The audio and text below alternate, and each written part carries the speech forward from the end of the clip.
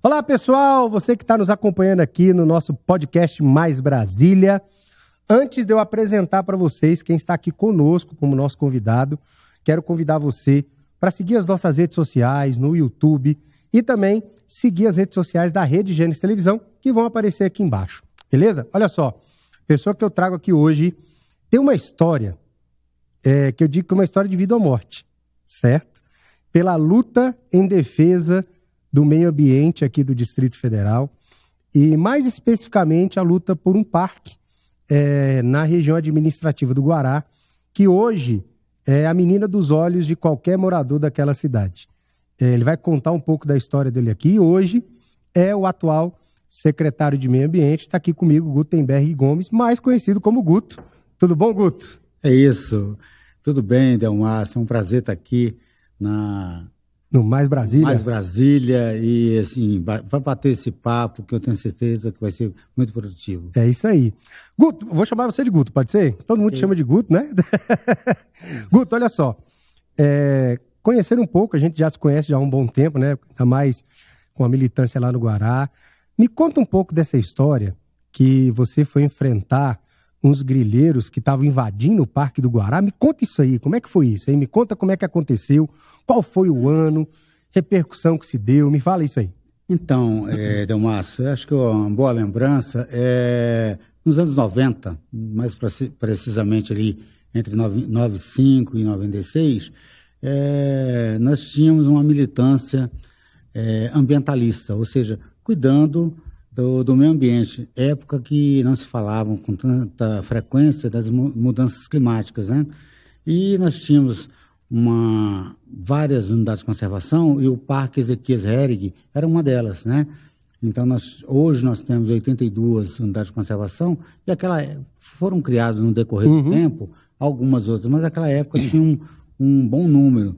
Só que eram alvos de ataques mesmo especulativos, de grilagem de terra, né, ocupação desordenada do solo, e criou-se um movimento bem interessante, um movimento da sociedade em defesa do meio ambiente, né? Então, naquela época, nós já tínhamos tido aqui a Rio 92, Rio 92, isso. Uma conferência da ONU, isso. Que posicionou o Brasil no tema ambiental. Deixa eu só fazer uma pergunta. A Rio 92 a gente pode equiparar como a COP30? Ou não? Ou são coisas diferentes? São situações diferentes, porque agora você tem outra realidade, né? A política ambiental é muito dinâmica, né? Mas a Rio 92 era uma conferência da ONU sobre o meio ambiente e ali foi interessante porque o Brasil deu o primeiro passo para pautar a importância da política ambiental, né? No país e, logicamente, nos estados, na cidade. Então, nós já tínhamos tido essa conferência em 92 e a sociedade civil começou a se organizar em vários estados em defesa do meio ambiente, né? E aqui no DF não foi diferente, né? Nós montamos o Fórum de ONGs Ambientalistas do DF em torno e aí começamos a trabalhar essa questão das políticas... E principalmente na defesa das unidades de conservação, que são os parques, né? Exatamente. Defesa e, na realidade, a proteção dessas unidades, né? Isso, nós começamos a trabalhar a política ambiental como um todo, né? Resíduos sólidos, a proteção das nascentes, da água... Isso em 1995. Fauna. Exatamente. Olha que a importância da conferência de 92. É verdade. Rio 92, né? Então, ali foi um despertar, de fato, né? E para a população geral do país, e aí começamos a trabalhar isso. E aí nos deparamos aqui no DF com a especulação imobiliária ativa e o crime de grilagem de terra acontecendo... Muito ativo, né? Mas acontecendo com muita frequência. Então, nós temos um parque, que é um parque ecológico, o Parque Ezequias Herrig, leva o nome de um ativista ambiental, né? Extremamente importante. Ezequias era botânico, não era? Botânico, exatamente, um pesquisador, né, da flora. Então, veja, nós começamos a fazer a defesa dessa e outras unidades. E aí, em 95, mais ou menos, houve uma tocaia, nós estávamos fazendo um mapeamento das unidades de conservação, dos parques ecológicos, e eu estava com a fiscal ambiental do Brasília Ambiental, né, à época, fazendo um mapeamento da importância biótica do Ezequias Herrig, né, do Parque do Guará, né? E lá aconteceu que foi feita uma tocaia, me acertaram 5 tiros. E como é que foi? Você estava andando no parque e do nada... Isso, nós estávamos fazendo um trabalho de pesquisa da flora, da fauna, né? Você não tinha a tecnologia que temos hoje, né? Inclusive o referenciamento. Inclusive, mais adiante eu vou falar um pouquinho da tecnologia em prol de políticas públicas na SEMA, né? Na Secretaria de Meio Ambiente do DF. Mas naquela época não, era uma prancheta mesmo, você encontrava uma orquídea, por exemplo, você fotografava, você pegava, catalogava né, na mão mesmo, na prancheta, e nós estávamos fazendo um trabalho assim, ou seja, era uma parte do governo e uma parte da sociedade civil, né? E existia vários chacareiros ali à época, e vários deles parcelando de forma irregular. Se sentiram coagidos por esse trabalho, fizeram uma tocaia. Ou seja, você estava ali verificando quais eram as plantas que estavam no lugar, ali no parque, e aí, de repente, veio os tiros. Exatamente. Verificando a importância biótica da biodiversidade, né? A gente se deparava muito com a fauna, né? Então, assim, você tinha ali uma fauna muito presente, sabe? Até hoje, né? Até hoje. Hoje está preservado, ainda bem, né? Mas fazendo esse trabalho, e aí, ou seja, como você tinha parcelamento irregular dentro da unidade de conservação, então a turma se sentiu ali afrontada com esse trabalho, porque eles não queriam um parque. A verdade é essa, né? Eles queriam era o parcelamento do solo para outras atividades. Vai virar casa, apartamento, outras atividades, né? Então, ali, numa ação dessa, foi feita uma tocaia e um chacareiro tido como chacareiro, mas era um ocupante irregular, né? Fez uma tocaia. Grileiro mesmo. Um grileiro. Na época era grileiro, hoje a gente tem que chamar de ocupante irregular. Fez uma tocaia, me acertou 5 tiros. 5 tiros? Eu tenho uma dificuldade de locomoção à esquerda em função desse trauma à direita do cérebro, né? E acertou 3 tiros na fiscal ambiental no branco. Na época, me parece que era IEMA. IEMA, isso, né? É Instituto Meio Ambiente. Então, foi uma locomoção muito grande, enfim. E aí, mas para tudo, Deus sabe das coisas, né? Para tudo tem o lado positivo. Então, depois desse fato trágico, nós conseguimos preservar... Quanto tempo você demorou para recuperar, Guto?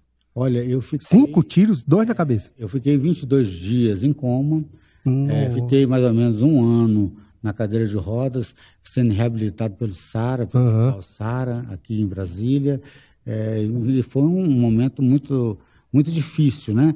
Mas é um momento que a gente olha para trás e vê como é difícil, Delmácio, a luta pela preservação ambiental, e não deveria ser, né? Porque quem preserva o meio ambiente, preserva a vida. Né? Ali você tem, além do clima, você tem a fauna, você tem a flora, você tem o corpo hídrico, a água brota dali das nascentes, né? Então, você preservando a vida, eu quase perdi a vida, não só eu, como a fiscal ambiental que estava comigo. Né? Meu Deus do céu. E aí você falou que demorou para se recuperar totalmente quantos anos? Delmácio, eu fiquei em coma logo no primeiro momento, né, do trauma. Depois disso, fui operado, uma cirurgia na cabeça, bem intensa. De reconstituição, né? Exatamente, para tirar o fragmento mesmo, né? E fiquei... me recuperando, fui transferido para o SARA, Kubitschek, fui operado num hospital de base. Olha só. Né, que até hoje é referência de trauma, né? Plantonista, e assim, sempre agradeço a Deus em primeiro lugar, mas depois o plantonista que estavam ali. Você lembra o nome dele? Dr. Manzini. Manzini? Olha só, sabe? Bacana. Então, assim, muito bacana, é um neurocirurgião, uma referência no DF. Então, assim, teve essa situação e depois eu fui transferido para o SARA Kubitschek E aí começou todo o trabalho de reabilitação, né? Sara com uma equipe fantástica. Na época, o presidente era o Dr. Campos da Paz, já falecido, né?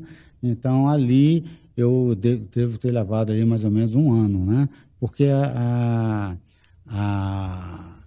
recuperação é bastante lenta, né? Você primeiro vai para a cadeira de roda, depois sai, pega a bandeira. Faz um trabalho de reabilitação. Né? Exatamente, mas o grande lance nisso tudo, Delmárcio, é que eu nunca deixei, sabe, essa lógica de cuidar do meio ambiente, sabe? Isso é verdade. Assim, quando não podia estar em campo, estava escrevendo artigo, estava fazendo reuniões, eu estava alertando que se nós não equilibrássemos o meio ambiente, toda geração ia sofrer as consequências disso. E hoje você vê que as emergências climáticas bateram a porta. Isso é verdade. Né? É verdade. Antigamente a gente ficava na janela falando, poxa, vai chover, eu não vou poder sair para jogar bola, minha mãe não deixa, né? Hoje você não sabe se vai chover, você sabe, está muito quente, ou seja, você não tem mais aquela definição das estações, né? Isso é verdade. E isso é nada mais, nada menos que a ação humana atuando de forma a você desequilibrar o meio ambiente. Ô Guto, e hoje quando você entra no Parque Ezequias Hering, assim, quando você sabe o local onde aconteceu, né? Claro. Você lembra? Sei, lembro. Engraçado, com 2 anos eu retornei. Porque assim, por causa do... Tô fazendo essa pergunta, e como você tomou um tiro na cabeça, normalmente, sei lá, pode perder a memória e tal, enfim, mas você lembra onde foi o local que aconteceu? Delmárcio, graças a Deus eu tenho uma dificuldade de locomoção à esquerda, mas não perdi memória, olha só, não perdi audição, eu levei um tiro no ouvido, né? Pois é. Tem uma paralisia facial em função do trauma. Do trauma do ouvido. Do ouvido. Levei um tiro no peito, são as costas, né? Então, graças a Deus, eu não tenho sequela mais grave, a não ser a dificuldade de locomoção à esquerda, né? Então, eu lembro de tudo, voltei ao local, e engraçado, eu tinha no íntimo, era uma coisa de Deus mesmo, sabe?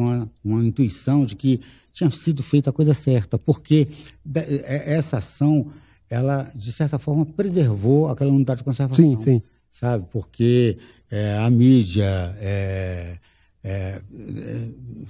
noticiou muito, né? E, lógico, depois disso, você teve todo um aparato das forças de segurança naquela região. E, logo na sequência, houve uma desmobilização de todos aqueles invasores. Então, eles saíram de lá, né? Você conhece o Guará, sabe da importância daquele parque para a sociedade do Guará, não só para o Guará, mas para a Brasília inteira. Brasília toda, né? E quando você entra naquele parque ali, eu falo assim, eu particularmente sou morador do Guará, amo aquela cidade, mas eu falo, Guará sem aquele parque não é o Guará. Não é. Não é o Guará. Exatamente. O Guará sem aquele parque não é o Guará. E assim, na hora que depois que você voltou lá, hoje você vê o parque do jeito que está, nós vamos falar daqui a pouco, que hoje você está responsável para cuidar de tudo isso. Mas quando você voltou a primeira vez, depois dessa tocaia, qual foi o sentimento que você teve? Eu não consigo definir aqui agora, sabe, Delmárcio? Mas uma coisa interessante, eu nunca tive raiva de quem deu tiro. Chegou a ser preso esse rapaz? Chegou a ser preso, ele foi preso em flagrante. Em flagrante. Como o mandante. O mandante.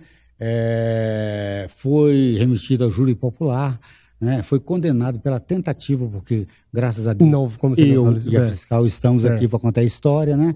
Mas interessante, eu nunca tive raiva, mas também não posso dizer que eu chamaria para tomar um cafezinho, não né? tem maiores amores assim, por aí também, eu concentrei a minha recuperação, eu concentrei minha energia na recuperação. Mesmo, sabe? Sem pensar no que tinha acontecido, mas com uma única certeza, que aquela ação ali era necessária. É tanto que eu voltei várias vezes depois, fiz movimentos para que a gente preservasse, de fato, esse e outros parques aqui no DF, e hoje sou o secretário de Meio Ambiente responsável por cuidar, né?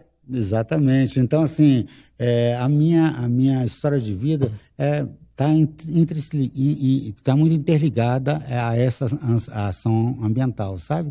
Então, assim, voltar ao parque e saber que o parque está preservado e sendo cuidado não só pelo poder público, mas pela sociedade, é muito gratificante. Isso é verdade. Bem, hoje você, como secretário do Meio Ambiente, está com um desafio. Hoje nós temos 82 unidades de conservação. Exatamente. Em primeiro lugar, agradecer ao governador Ibanez Rocha e a vice-governadora Celina pela oportunidade, né? É um desafio enorme cuidar de uma área tão importante como a área ambiental aqui no DF, né?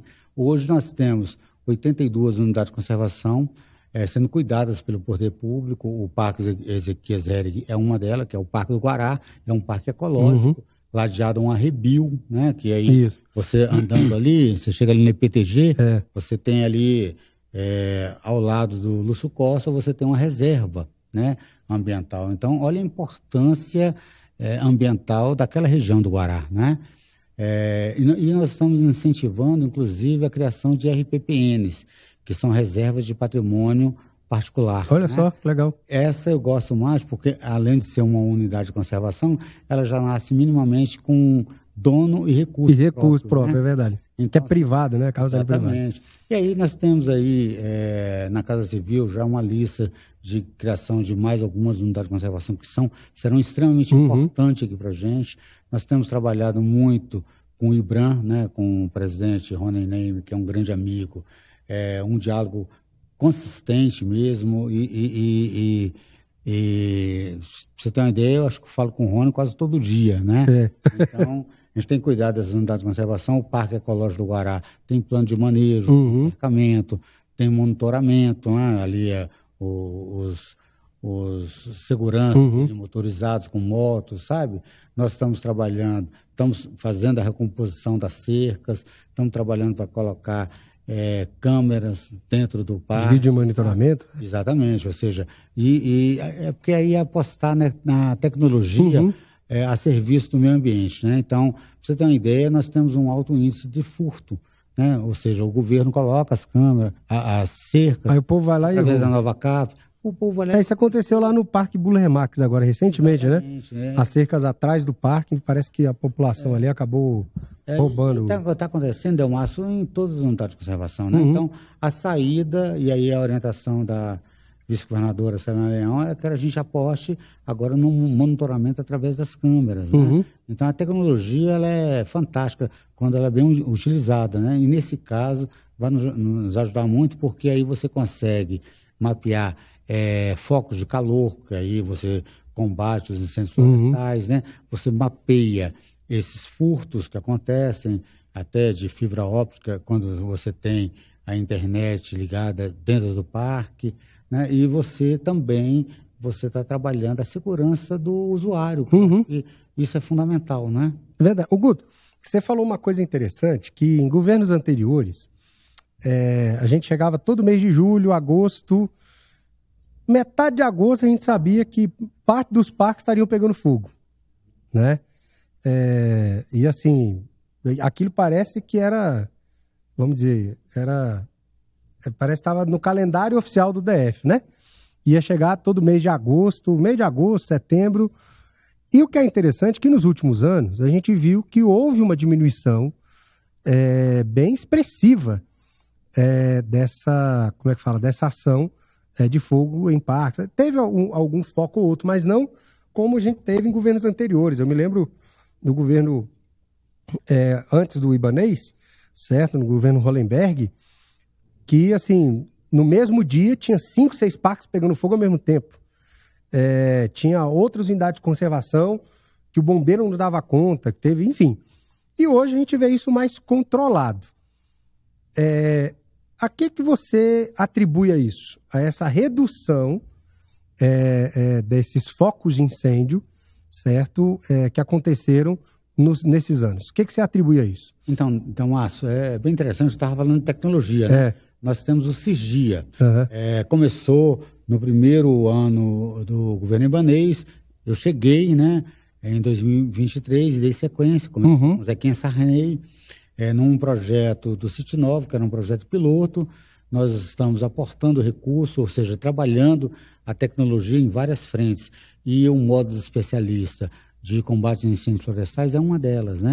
Nós temos aliado a isso o projeto tecnológico também chamado DF Sem Fogo, né? Nós temos instalados câmeras de alta resolução que conseguem identificar os focos de incêndio, sabe, no território todo. Nós estamos ampliando, nós temos o primeiro ponto, foi feito em parceria SEMA e UNB, né? Então, nós colocamos ali na torre digital, para você ter uma ideia, os incêndios florestais que acontecem, a resposta do Corpo de Bombeiros é muito rápida, e também dos brigadistas em função dos alertas, né? Então, estamos ampliando isso, vamos colocar para cobrir o DF inteiro. Então, a tecnologia é fundamental, né?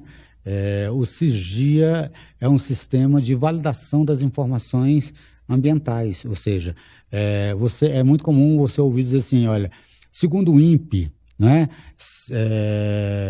tal área foi devastada, tal. Então, agora vai ser, segundo o SISGIA, no DF, tal área foi devastada, porque nós estamos trabalhando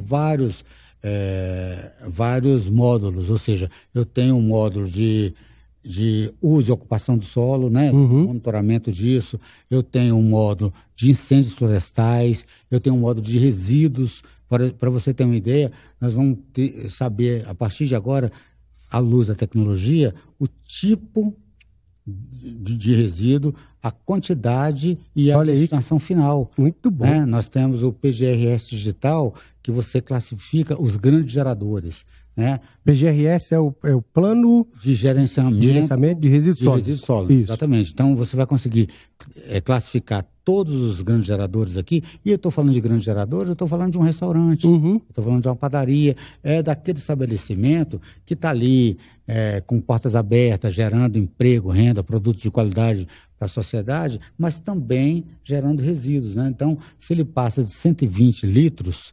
já é um grande classificado gerador. como um grande gerador. Então, ele precisa de fazer um plano de gerenciamento para que, de fato, a gente saiba o que está... 120 litros por dia? Por dia, né? Exatamente. Vixe, tem muita casa que pode ser grande geradora, né? É verdade. Né? Então, assim, você tem, mas isso está especificado em lei. Em lei, né? E lógico que as leis não são estáticas, a gente vai aperfeiçoando à medida da dinâmica, né? Mas... Eu tenho aqui a matriz do comércio, é um fator preponderante para a geração de emprego, né, e renda, né? Então, e que bom que Brasília tenha isso. Mas a gente tem que cuidar dos resíduos, né? Para você ter uma ideia, nós temos um aterro sanitário, um aterro com todas as recomendações ambientais, a impermeabilização, todo ele, né? O tratamento do chorume, mas a vida útil foi projetada para 30. Agora, na visita técnica, nós estamos baixando isso devido ao volume de lixo, de resíduos que chega, né? Então, a ideia é que, de fato, a gente faça esse acompanhamento dos grandes geradores, mas, concomitantemente a isso, a gente incentive as cooperativas, a reciclagem. Nós estamos equipando as cooperativas, nós temos um complexo de cooperativas de reciclagem aqui, a Senticop, com várias cooperativas ali associadas. Nós estamos colocando maquinário para tratamento do efluente, ou seja, cuidando da água, tratamento do plástico, tratamento do vidro, para que de fato você coloque a mercadoria dos trabalhadores de material reciclável na primeira prateleira, sabe, para gerar emprego e renda. E é interessante, Delmásio, isso, porque nós ficamos sabendo que 70% são mulheres. É verdade. Sabe? São pessoas que colocam o alimento com aquele trabalho digno, porque quando você coloca uma esteira, quando você coloca um material para tratar dos resíduos, você, além de agregar valor à mercadoria, você dá dignidade ao trabalhador. Isso, né? É verdade. Então, nós estamos trabalhando tudo isso, e eu tenho certeza que você é um entusiasta, um admirador, nós já conversamos sobre isso. Eu visitei Eu visitei a Senticop, visitei também o centro de triagem ali na L2, né? Sim. Lá no PSUL também. Visitei algumas cooperativas em Santa Maria, visitei no Paranoá. E era nesse ponto que eu queria chegar também, na época, quando a gente viu, assim, o governo libanês marcou, na minha visão, um grande golaço na área ambiental, quando ele ampliou a capacidade da coleta seletiva na cidade.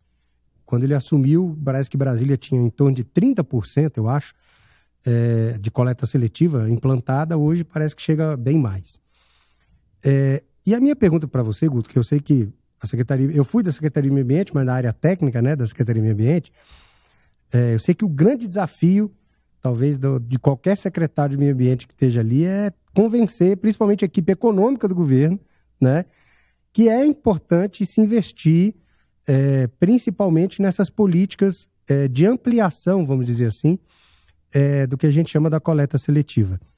Pergunta: como é que está a coleta seletiva hoje, na sua visão? Eu tenho certeza que tem condições de ampliar mais, de espaçar mais. E como que está hoje, já engatando uma pergunta na outra, a percepção do cidadão em relação à educação ambiental na separação do lixo, né? Porque eu vou te contar um fato. Eu estive no Paranoá, numa cooperativa, eu sentei lá com os cooperados, aí tinha uma senhorinha, o nome dela é Dona Maria.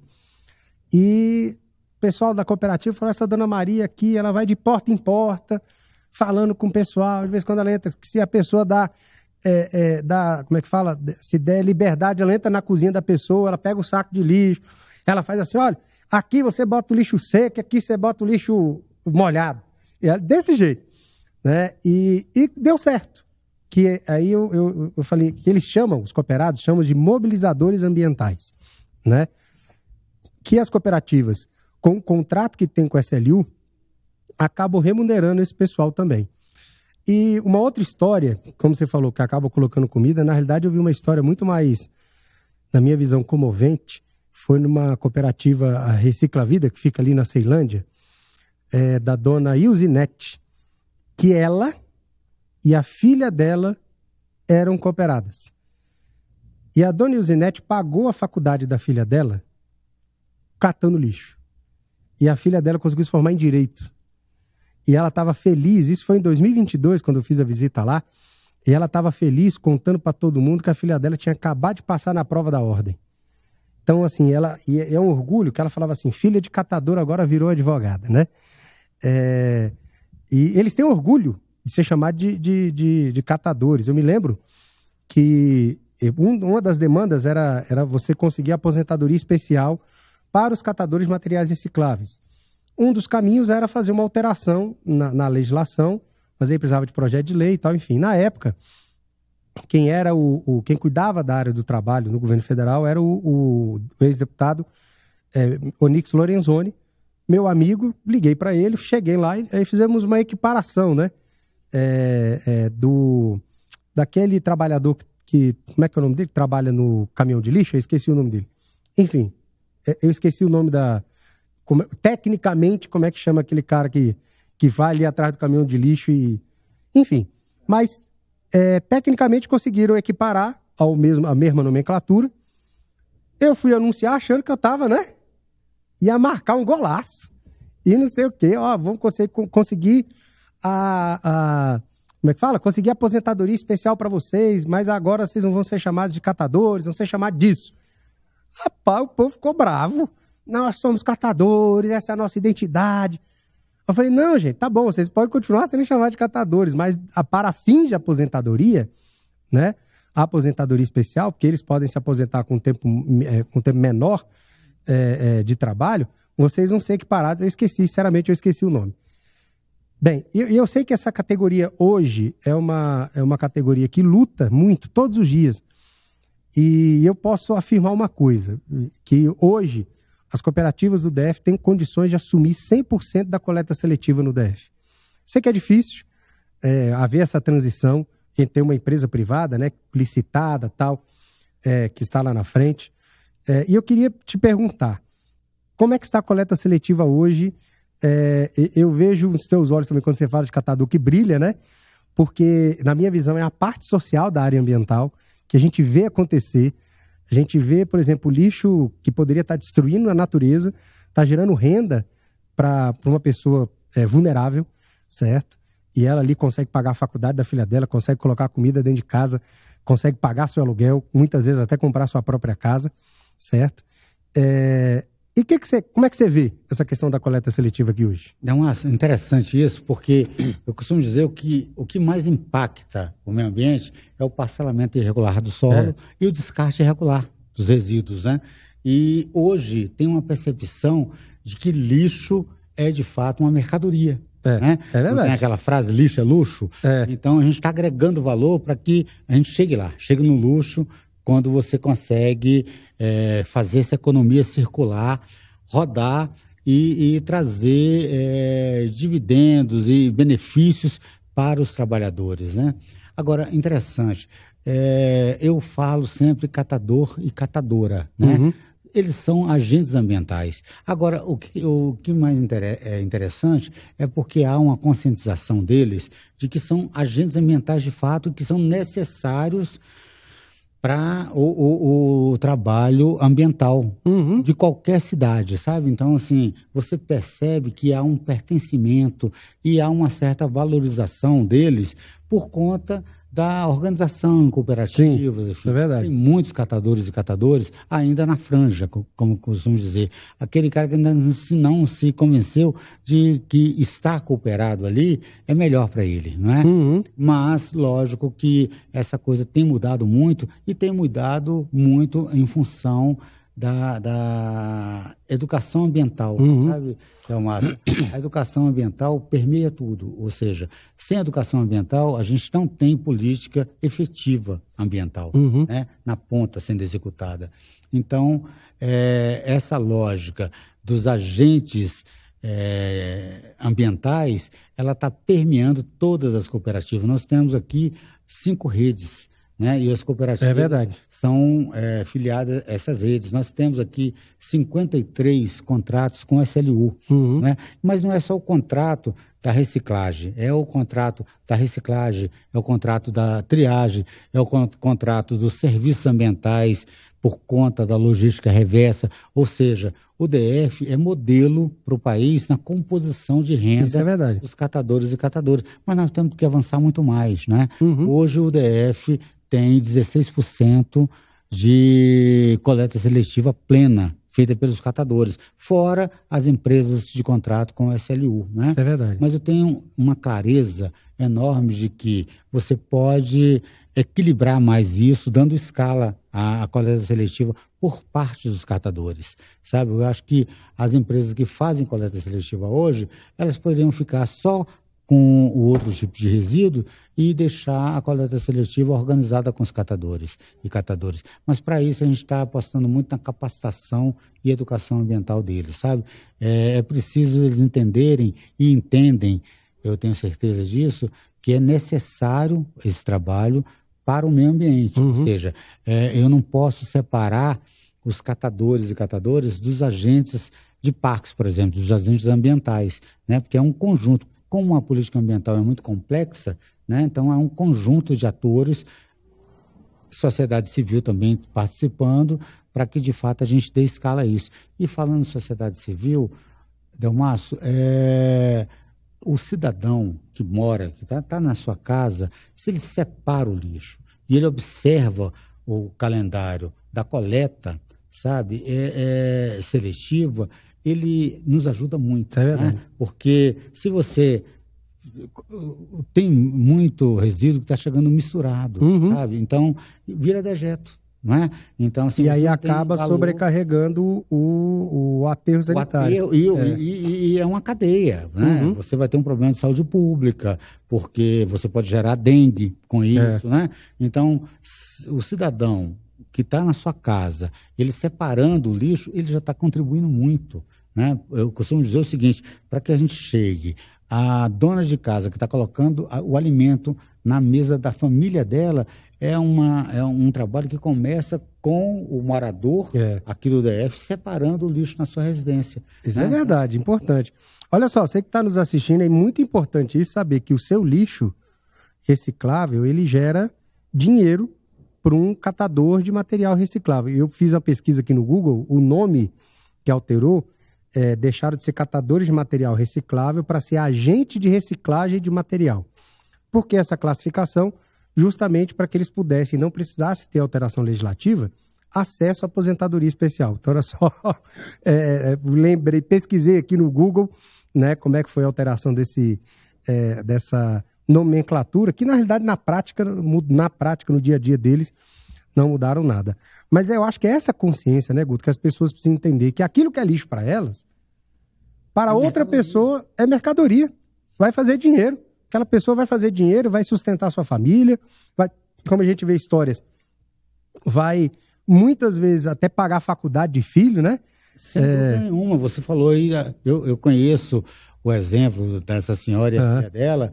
Eu estava num aniversário do SLU e o relato da filha que se formou em Direito foi emocionante. É verdade. Eu sou formado em Direito e sei da luta que é, né? Você fica 5 anos em uma universidade. Agora imagina uma pessoa que está estudando e está vendo a mãe sendo um agente ambiental, né? Eu chamo agente ambiental, uma catadora de materiais recicláveis, fazendo aquele trabalho às vezes insalubre, diuturnamente, sabe?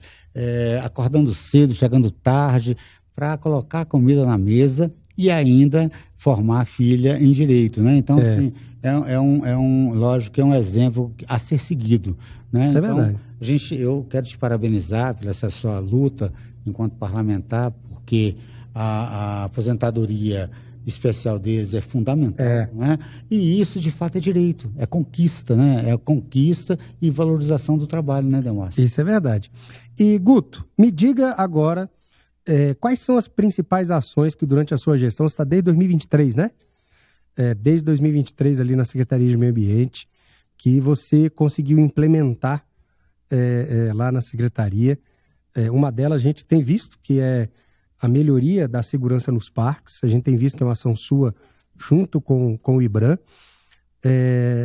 Além disso, quais são outras ações que a Secretaria de Meio Ambiente tem feito para a nossa sociedade?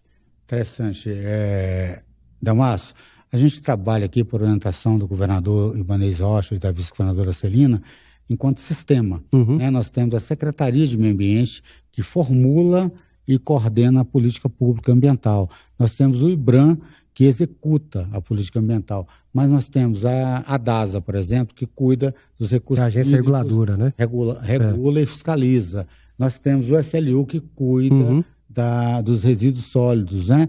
E nós temos também vinculado à SEMA o Jardim Botânico, que é uma unidade de conservação que eu tenho um carinho muito grande, tenho um carinho muito por todas, mas Jardim Botânico e Ezecai, Águas Emendadas, é verdade. Um carinho enorme. Tem que ser fora o Parque Ezequiel Zero, que você também tem um carinho enorme, né? Exatamente. Da unidade de conservação, acho que é o que você mais gosta. Nós estamos apostando na pesquisa, né?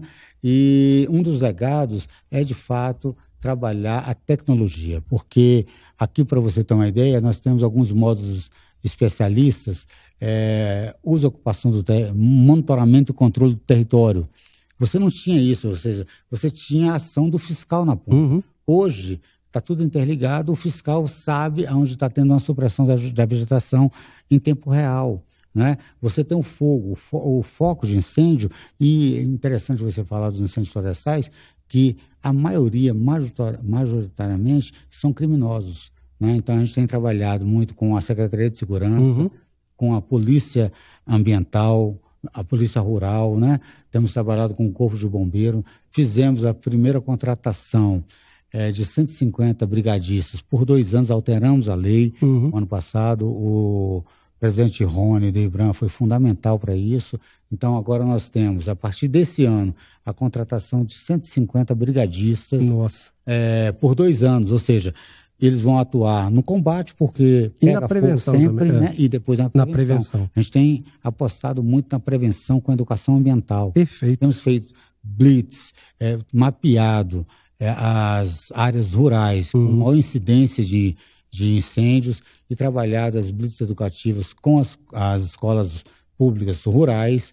Né? E é bem interessante isso, porque nós fazemos uma ação IBAMA, com ICMBio, IBRAM, SEMA, a Polícia Militar Ambiental, o Corpo de Bombeiros. Então, nós realizamos uma blitz normal, uma blitz de segurança pública. Então, na hora que o cidadão é parado numa via dessas, que dão acesso à área rural, ele recebe uma informação de que não é permitido você colocar fogo em poda, sabe, fogo no lixo, em determinada época do ano, porque você vai seguramente provocar um incêndio de grandes proporções, né? Uhum. Então, a educação ambiental, ela está sendo muito presente, por isso a gente tem tido números bem significativo. Nós baixamos do ano passado para esse ano 64,9% a área queimada.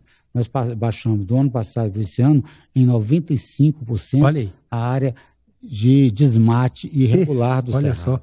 Né? Então, assim, tudo isso você não trabalha só com comando de controle, não é só fiscalização, né, na ponta. É, de fato, a educação ambiental despertando a conscientização. Por isso que, na situação dos resíduos, eu volto a chamar a atenção da sociedade para a separação do lixo residencial, sabe? Porque são ações como essa, quando você cuida do meio ambiente, você está cuidando a curto, médio e longo prazo, sabe? Na realidade, Delmácio, a gente cuida do meio ambiente para as futuras gerações, né? Uhum. E são ações como essa que, no dia a dia, pode parecer insignificante para quem está fazendo ali, né? Que você vai ver resultados extremamente expressivos do cuidado com o meio ambiente e com o planeta. Mas, Guto, você sabia que esse é o propósito do homem, né? Quando Deus ele criou o homem, e aqui nós estamos numa TV cristã, quando Deus criou o homem, ele colocou o homem no Jardim do Éden, certo? O que é o Jardim do Éden? Era onde estavam todos os animais, todas as plantas, né? As melhores coisas ali. Olha só que interessante. Eu abri aqui no livro de Gênesis, no capítulo 2, capítulo 2, versículo 15. Isso, versículo 15 diz assim, ó. O Senhor Deus tomou o homem e pôs no jardim do Éden para cultivá-lo e guardá-lo. E o Senhor Deus ordenou ao homem: coma livremente de qualquer árvore do jardim, mas não coma da árvore do conhecimento do bem e do mal, porque no dia que comer dela, certamente você morrerá. Muitas pessoas falam muito mais sobre essa questão do comer da árvore do conhecimento do bem e do mal, mas quando Deus ele criou o homem, ele criou com um propósito, que foi para cuidar do seu habitat. E qual é o habitat do homem? É o planeta. Então, quando a gente faz qualquer ação que destrua esse habitat, nós estamos olha só que interessante, nós estamos incorrendo em algo que Deus não determinou na nossa vida. Nós estamos destruindo aquilo que Deus criou para a gente. Então, quando eu vou destruir, por exemplo, vou aqui fazer um desmatamento e não sei o quê e tal. Ora, se eu sou cristão, eu não posso permitir aquilo. Por quê? Porque quando Deus criou o homem, ele criou o homem para cultivar, ou seja, para o seu alimento, certo? Mas também para cuidar, para guardar. Olha só que forte. Então, assim, Guto, o trabalho que você sempre fez, certo? Dando quase a sua vida, né? Praticamente por isso, está aqui na Bíblia. Lá em Gênesis capítulo 2, que foi o propósito. Deus criou o homem com este propósito. Deus, ele criou o homem para que ele cuidasse do seu habitat, ponto. Mais nada. Depois criou a mulher para ser a sua auxiliadora, depois aí o pessoal já sabe o que vai acontecer. Tanto que, quando eles desobedeceram a Deus, eles foram expulsos do jardim. E a Bíblia fala que Deus colocou anjos para cuidar do jardim. Para você ter uma ideia como que para Deus é importante o habitat. Ou seja, aquilo que Deus criou, que é o planeta Terra, você imagina, são mais para a gente estar vivo, são mais de 121 coincidências que precisam acontecer ao mesmo minuto para que eu e você possamos estar vivos. Se a gente não cuidar disso, certo? O pessoal fala, porque o fim do mundo está chegando. Quem está promovendo o fim do mundo é o próprio homem. Quando ele acaba com a natureza, quando ele é ganancioso demais, quando ele, vamos dizer assim, o níquel vale mais do que a própria vida. E uma frase que você falou no início aqui, que me tocou muito. Eu sou uma pessoa pró-vida, certo? Tenho bandeiras, você sabe muito bem disso, sou contra o aborto. Mas não adianta ser só contra o aborto e não fazer nenhuma ação de defesa do meio ambiente. Muitas pessoas acham que defender o meio ambiente é bandeira de A, de B. Não.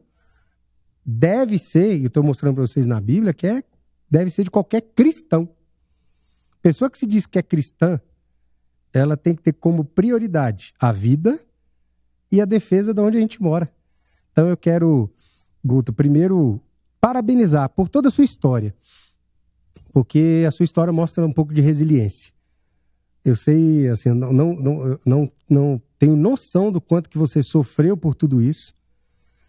Você poderia, depois da tocaia que você sofreu, ter abandonado isso, mas não, voltou com mais força, né? Lembro de você na Câmara Legislativa, eu estava na Comissão de Meio Ambiente, você acompanhava dioturnamente as reuniões da Comissão de Meio Ambiente, me ajudou, para quem não sabe, o Guto me ajudou, na época que o governo Hollenberg quis separar, né, a 28A do Parque Ezequias, e o Guto conversou comigo, né, para a gente pudesse fazer de uma forma que não prejudicasse o parque. Eu falo que ele me ajudou mesmo, e ele não era meu assessor, tá, gente? Ele trabalhava com outro parlamentar, mas a paixão dele por cuidar do nosso ambiente, né, da onde a gente mora, era tão grande que, independente de quem estava à frente à época, então ele foi, me ajudou muito.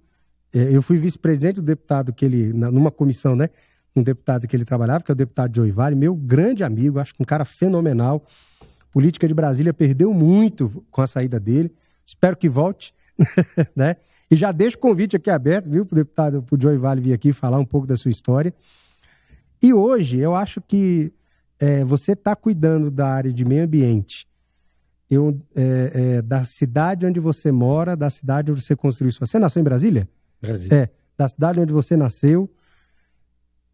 É um coroamento de toda a sua trajetória de vida, né? E você vê aquilo que você sempre sonhava sair do papel.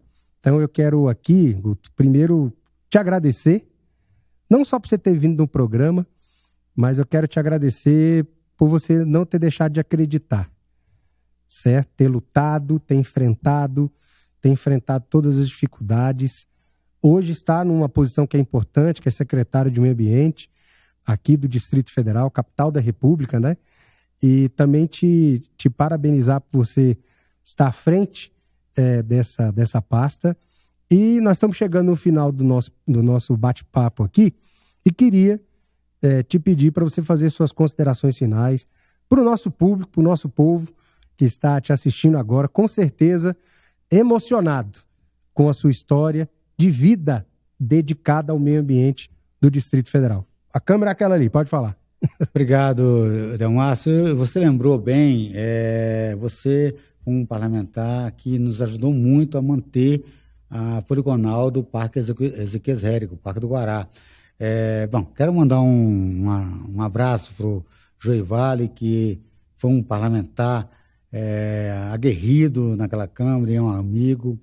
E quero dizer, Delmárcio, você falou de Deus. Eu tenho uma fé muito grande em Deus, sabe? E quando a gente chega na natureza, numa unidade de conservação, fica de frente de uma cachoeira, em volta da flora, enfim, você sente a presença de Deus, né? Então, quando você fala que a nossa casa é o planeta Terra, é verdade, né? E todo cidadão, ele quer cuidar da família, ele quer cuidar da casa dele. Então, nós temos que ter essa noção de que a nossa casa comum é o planeta Terra, né? E cuidar da natureza, de fato, é cuidar da vida. Eu não concebo nenhuma política eficaz se o cidadão não estiver ali ombreando, fazendo a sua parte, porque meio ambiente é dever de todos, né? Não é só responsabilidade de uma determinada área ambiental do governo, né? Então, eu coloco acima à disposição. A nossa gestão é uma gestão participativa, é uma gestão de escuta, de diálogo, e contamos muito com a sociedade nisso. Perfeito. Guto, muito obrigado, que Deus te abençoe muito nessa sua gestão, continue te dando força, te dando graça, para que aquilo que está no seu coração, essa paixão que você tem para a nossa área ambiental aqui no DF, possa não só permanecer, possa crescer e os seus sonhos possam sair do papel e serem implementados. Gente, muito obrigado por você estar aqui conosco mais uma vez, acompanhando esse bate-papo aqui no Mais Brasília. Antes de encerrar, Peço a você mais uma vez que nos siga nas redes sociais, aqui embaixo, tá certo? Vai aparecer aqui embaixo as nossas redes sociais. Divulgue para seus amigos, divulgue para todo mundo. Mais Brasília, perto de você, aqui na Rede Gênesis Televisão. Um abraço, que Deus abençoe.